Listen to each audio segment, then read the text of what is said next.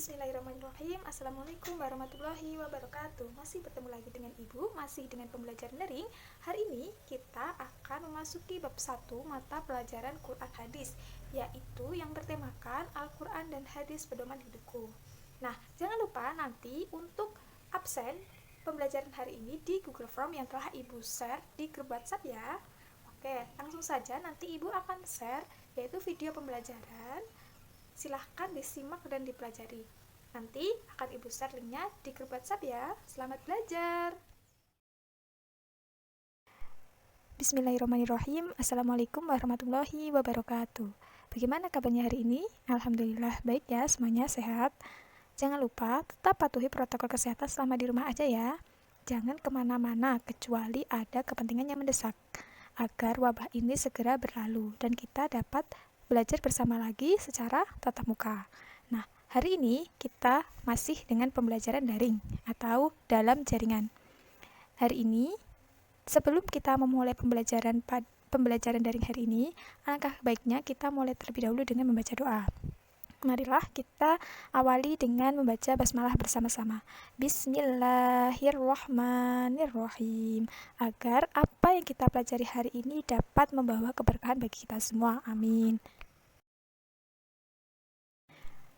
Hari ini kita akan mempelajari yaitu pelajaran Quran Hadis. Kita memasuki bab pertama yaitu Al-Quran dan Hadis Pedoman Hidupku. Ayo, siapa yang sudah belajar kemarin mengenai Al-Quran dan Hadis Pedoman Hidupku? Sudah dapat buku semuanya ya? Sudah dibaca apa belum bukunya? Ayo, jangan lupa sebelum kita memulai pembelajaran, alangkah baiknya sebelumnya kita sudah mempersiapkan terlebih dahulu. Hari ini kita akan mempelajari Al-Quran dan Hadis Pedoman Hidupku. Langsung saja untuk materi yang pertama yaitu pengertian Al-Quran. Pengertian Al-Quran menurut cendekiawan Muslim Quraish Shihab, kata Al-Quran berasal dari kata kerja qoro'a yang berarti membaca dan kata dasarnya adalah Quran yang berarti bacaan. Huruf alif pada kata Quran, lanjut Quraish Shihab mengandung arti kesempurnaan. Dengan demikian, Al-Quran adalah bacaan yang sempurna.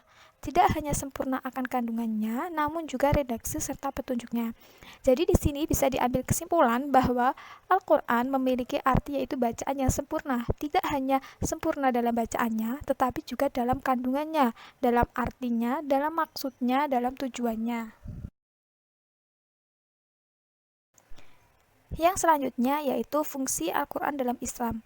Fungsi Al-Quran dalam Islam yang pertama yaitu sebagai sumber ajaran atau hukum Islam yang utama. Jadi Al-Quran memiliki fungsi sebagai hukum Islam yang utama. Jadi ketika kita mendasarkan sebuah hukum, kita dapat mendasarkannya pada Al-Quran. Yang kedua yaitu sebagai konfirmasi dan informasi terhadap hal-hal yang tidak dapat diketahui oleh akal. Jadi sebagai konfirmasi atau pembenaran dan sebagai informasi terhadap hal-hal yang tidak dapat dipikir oleh akal manusia, itu dikonfirmasi atau dirujukkan kepada Al-Quran. Nah, yang selanjutnya yaitu petunjuk hidup manusia ke jalan yang lurus tentang berbagai hal. Jadi, di dalam Al-Quran memiliki fungsi petunjuk hidup. Jadi, setiap kehidupan manusia itu sudah ditunjukkan di dalam Al-Quran. Yang selanjutnya yaitu sebagai pengontrol dan pengoreksi terhadap ajaran-ajaran masa lalu, yaitu seperti kitab Injil, Zabur, Taurat. Jadi Al-Quran itu sebagai pengontrol dan pengoreksi atau pembenaran dari kitab-kitab sebelumnya, yaitu seperti kitab Injil, kitab Zabur, kitab Taurat. Jadi Al-Quran sebagai kitab pembenaran dari kitab-kitab sebelumnya. Yang selanjutnya yaitu fungsi Al-Quran bagi kehidupan manusia. Fungsi Al-Quran bagi kehidupan manusia dapat diketahui dari nama-nama lain Al-Quran itu sendiri. Setiap nama Al-Quran yang ditemukan dalam Al-Quran memiliki arti yang menunjukkan fungsi dari Al-Quran tersebut. Misalnya Al-Huda artinya petunjuk dan Al-Furqan artinya pembeda. Jadi fungsi-fungsi Al-Quran itu dapat diketahui dari nama-nama lain Al-Quran itu sendiri.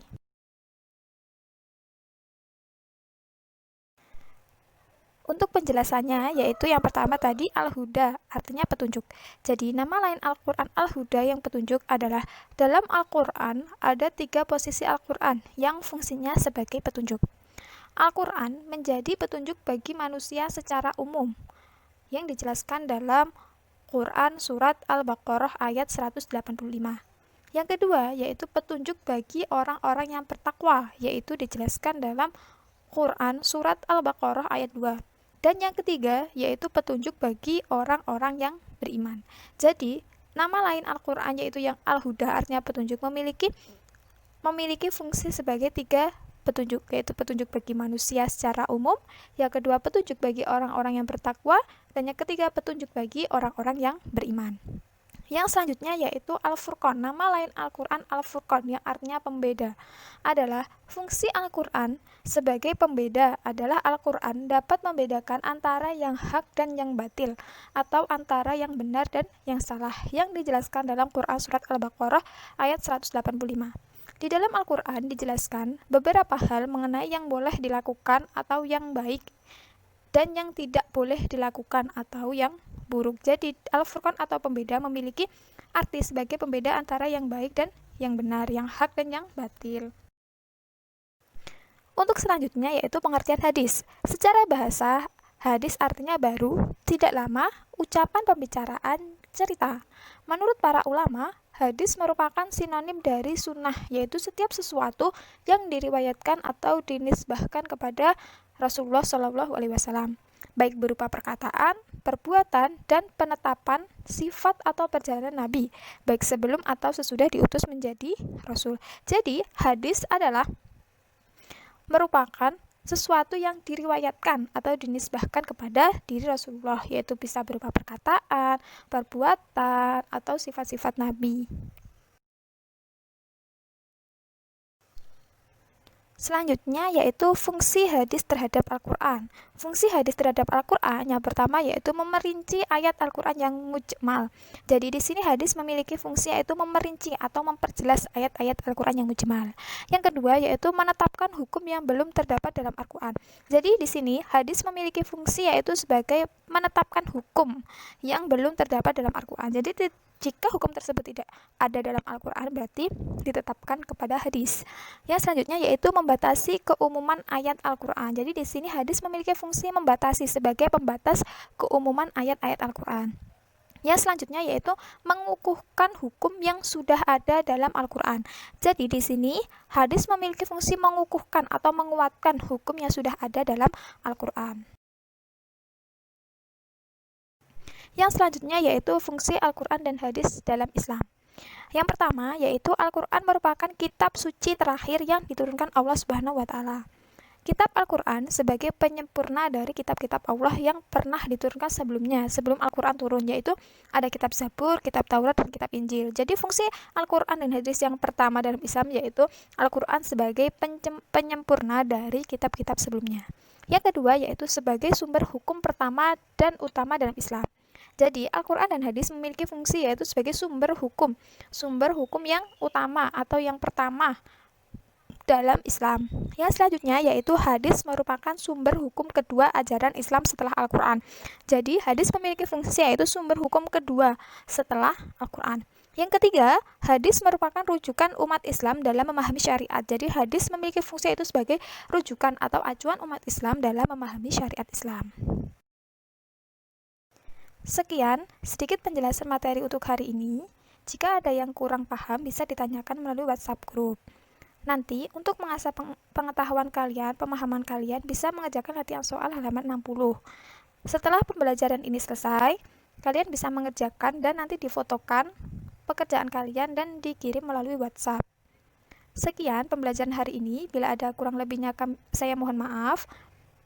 Marilah kita tutup bersama-sama dengan membaca hamdalah. Alhamdulillahirabbil alamin. Sekian dari saya. Billahi taufiq wal hidayah. Wassalamualaikum warahmatullahi wabarakatuh. Sekian sedikit penjelasan yang telah Ibu sampaikan dalam video pembelajaran tersebut. Jika ada yang kurang jelas bisa ditanyakan melalui grup WhatsApp ya. Selanjutnya silahkan mengerjakan latihan soal halaman 60. Jangan lupa nanti difotokan dan dikirim ke WhatsApp ya. Terima kasih. Sekian untuk hari ini, bisa ditutup bersama-sama dengan membaca hamdalah. Alhamdulillahirabbil alamin. Sekian, billahi taufiq wal hidayah. Wassalamualaikum warahmatullahi wabarakatuh.